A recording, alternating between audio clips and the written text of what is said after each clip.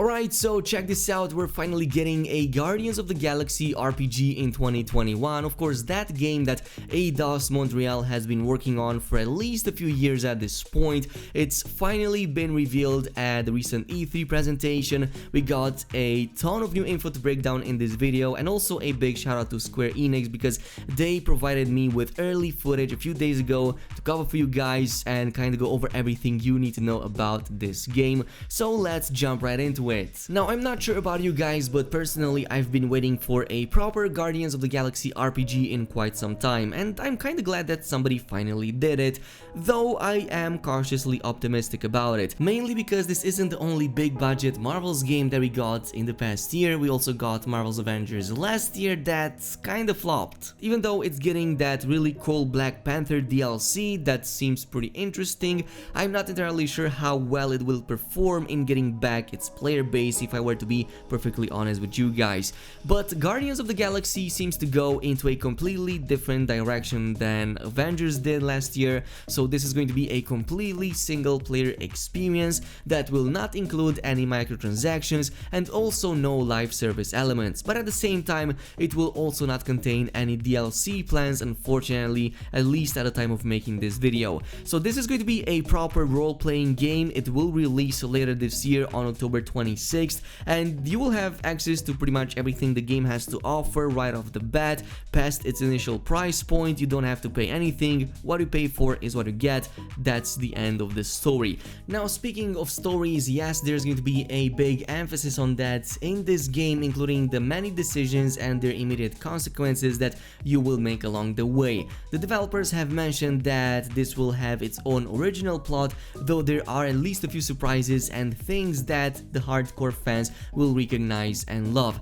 including a variety of creatures and villains that were taken straight from the years of Guardians of Galaxy history, among many other things on top. But as you would come to expect from a Guardians of the Galaxy game, you get to play with, you guessed it, the Guardians of the Galaxy, though I will make this mention, and that's the fact that you only get to fully control Peter Quill, aka Star-Lord, and not the other team members. For everybody else, you get to issue commands and kinda tell them what attacks to use against certain targets, so you can make these really awesome team combo moments in combat to create some really amazing results. You as Peter Quill, Star-Lord, get to issue these commands, and you direct the flow of the combat and how you get to use their various abilities and mechanics against certain types of enemies. If you played Final Fantasy VII Remake, and specifically the recent DLC that it got, it's kinda like that, where you get to play with a team of members but you only get to control one, while for the other one you get to issue commands, either solo ones or team combo commands that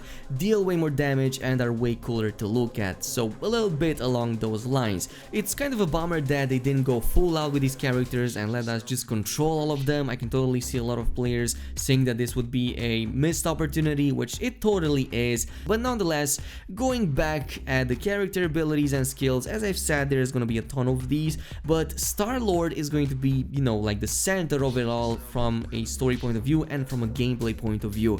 So he is going to be very agile on the battlefield, and he will use his jet boots to slide and hover over enemies, and at certain points you can see him flying and doing these cool spins and tricks up in the air that he further combos with his teammates. Apparently he can also boost his teammates' damage attacks with the way he's issuing the commands and the way he's comboing these commands, so these will play a strategic role in the combat as well. You will also make use of his pair of elemental blasters, both as a ranged but also as a melee weapon, and it seems that there's at least a few types of elementals that you can cast from the weapon. At various points we can see the regular damage being dealt, but in certain shots we can see his blasters freezing the enemies so that they're easier to take down and whatnot. Also, as melee weapons, they can be used in close range, assuming that that's what you want to do.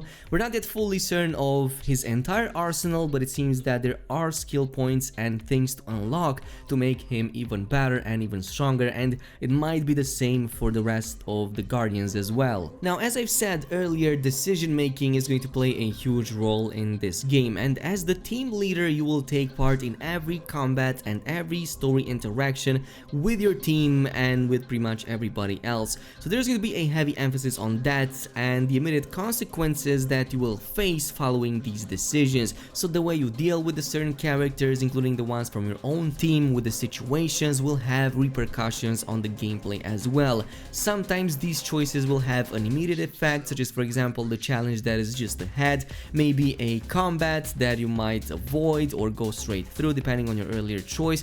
Others, on the other hand, will affect some of the bigger scenarios in the game where the outcome will be different depending on your previous choices. This still doesn't mean that the ending will change though. It seems that right now it's kind of like so and so from my understanding. So it seems that the ending will be the same for everybody, but what you're doing through the story might change depending on these decisions. So for example, in this gameplay footage we can see that you can choose to unlock a certain area ahead by either using a character or a different route, and depending on how you treat that character, other characters will treat you differently later on when there's something different to do in the main story, or maybe even on some of the side objectives that might exist in the game. So it's important to balance these out. It seems that you can be either, you know, pretty much like a jackass against everybody in your team, or you can be a true leader and, you know, just try to make peace with everybody and try to go with the best outcome for everybody, at least from the footage that we saw until this point.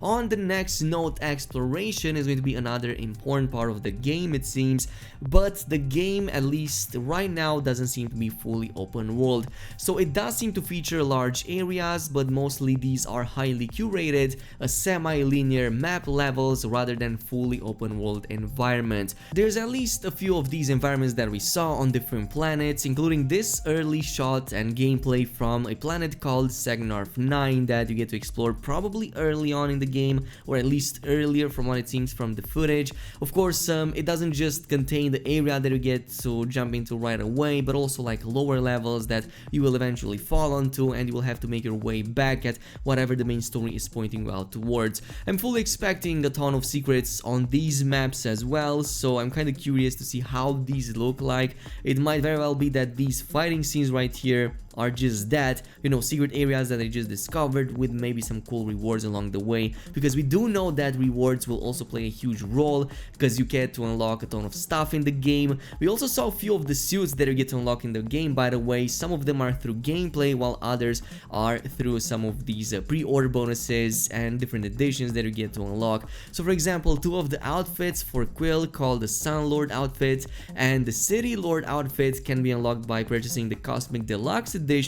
Meanwhile, if you pre-order the game, you're gonna get the Throwback Guardians outfit pack with unique armor designs for pretty much all of the team members, which looks interesting. These are not the only ones in the game, and apparently unlocking suits and possibly a lot more curiosities will be a major part of the main game. So yeah, this is pretty much it with the Guardians of the Galaxy game. Totally let me know down below what is your opinion of it. I'm still cautiously optimistic. There's a few things that I like, while others I'm kind of so and so on. So totally let me know down below if you're gonna play this game on launch day on October 26th, or if you're going to pass it either fully or for maybe a discount. Thanks so much for watching, and I'll see you guys in the next one.